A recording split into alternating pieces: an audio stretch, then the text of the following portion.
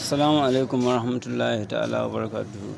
Yau za mu yi bayani ne akan yanda ake aje kaya a cikin Google Drive ko kuma cikin Gmail. Da farko dai za ka je Play Store, in baka da application ɗin sai ka ɗauko shi. Inda za ka ɗauko shi kawai kana sa Google Drive zai buɗe. To mu da yake muna da shi yanzu za mu za mu buɗe shi. Da farko za ka buɗe application ɗin ka na Google Drive kamar haka, ka danna shi, sai ka jira ya buɗe. Daga nan za ka jira, za ka ci gaba da jira. Zai buɗe ma kamar haka. Kamar yadda kuka gani, ga nan yana buɗewa. Yanzu ya buɗe. Yanzu bari mu ɗauki wani Gmail, mu sa kayayyakinmu a cikin shi.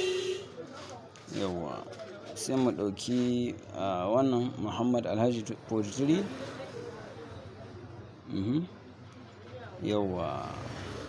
Kun ga shi wannan akwai bidiyo guda biyu. Ga sunan guda biyu, ga wani PDF nan guda. To in muna son mu sa, yanzu kan nan already waƙoƙi na ce bidiyo waƙoƙi ga sunan guda wa'azi, guda duka dai wa'azuza ne. Nan kuma abun nan hoto. To duka abin da za ka ɗauko kawai wannan abun kake buƙatar danna plus. Alamun mi za ku gani da alamun plus, sai ka danna upload. Kana shigowa upload, nan already ya kawo ni ga applications na Zenda. To zan switch, in ba su naka son ɗaukowa ba sai in dawo ga irin misali in ce na son in ɗauko hoto. In danna nan. Kun ga direct ya kawo ni ina cikin hotuna. Zan zo in danna hoton da nake so. Ɗauka cewa ina son in aza wannan hoton ne, sai in taɓa shi. Ina taɓawa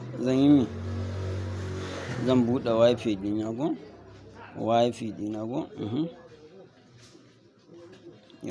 Na buɗe. Ga nan uploading, waiting for wifi. Sai in yi resume. Kana yin resume za ka jira. Ga nan uploading. Saboda ɗan matsalar ƙaramcin network, ga nan a hankali yake zuwa.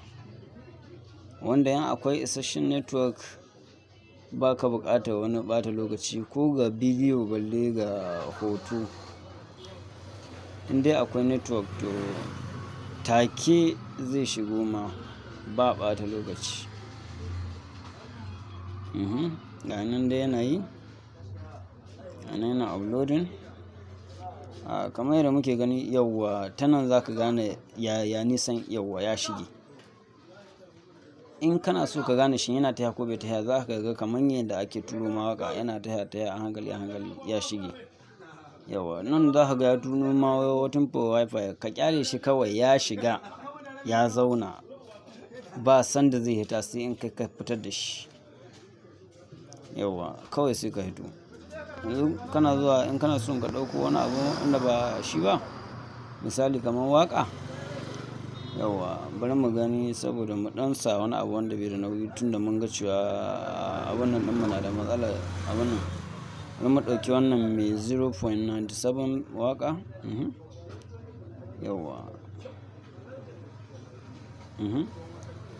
Ga ta nan tana zuwa, sai mu ja mu gani haka, sai mu yi resume. To a haka ta nan za ka gani yadda ƙarhin network ɗin. Ga nan. Kuna gani ko? Ga nan. Ya shige. Ta nan uploaded one file ta shige. To kamar haka dai duk abin da kake son sawa duka. Yanzu ka kun ga ɗazu wannan da ya nuno mana wani waiting for wifi, yanzu ga nan ya abun nan. Ya nuno ya buɗe, ya nuno mana asalin yadda hoton yake, which means ya buɗe. Abin da ɗaya ka jira kawai network ya da hawa ya sauka da kyau. That is it. Amma dai yanzu ya riga ya zauna. mun gode da ziyartar wannan tasha da tamu mai albarka mai suna Dan Imam TV. Kar ku manta ku danna mana subscribe, ku danna alamar like, sannan ku danna share. Kada ku manta kuma da danna notification domin sanar da ku da zarar mun ɗora sabon bidiyo. Mun gode, sai anjima.